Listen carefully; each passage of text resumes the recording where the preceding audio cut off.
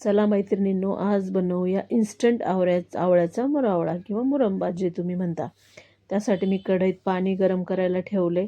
आवळे छान स्वच्छ धुवून पुसून मी काय केलं, आता एक जाळी घेतली आहे, त्यावर ठेवले आणि वरतून त्याला झाकण ठेवले. आता आवळे काय झाले, आपल्याला एक 15-20 मिनिटांनी झाकण उघडून बघायचे.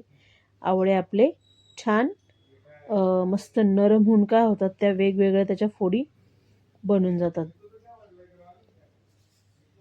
आणि नंतर मग आपल्याला काय करायचं, छान अलगदपणे त्या निघून येतात. तुम्ही बघू शकता की अशा पटकन त्याला अगदी थोडंसं प्रेस केलं की त्या वेगळ्या वेगळ्या होत आहेत छान.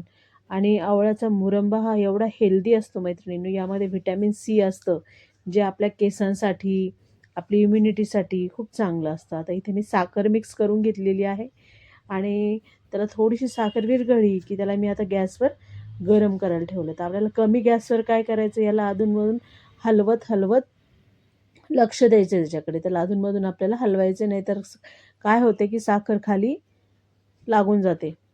आता काय झालं, आपलं थोडीशी साखर छान आता विरघळली आहे आणि थोडंसं ती आता घट्ट पण होत चाललेली आहे. एक थोडं 10-15 मिनिटातच काय होते, साखर थोडी थोडी घट्ट होत चालते. आता बघा असा फेस आलेला आहे थोडासा.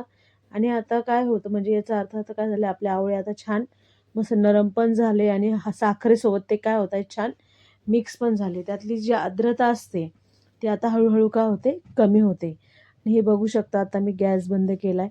आवळे आणि साखर मस्त अगदी मिश्र झालेत आणि आवळे पण आहे ते एकदम आपले मऊसूद छान मस्त झालेत.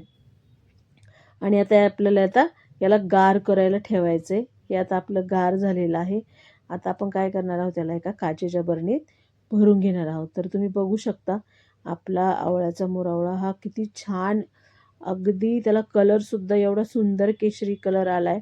तुम्हीसुद्धा नक्की एकदा ट्राय करा. असा तर आपल्याला आवळा खाल्ला जात नाही. रोज एक जरी फोड खाल्ली आपण आवळ्याची, तर आपले केस, स्किन आणि इम्युनिटी बूस्टर हे आवळा आहे.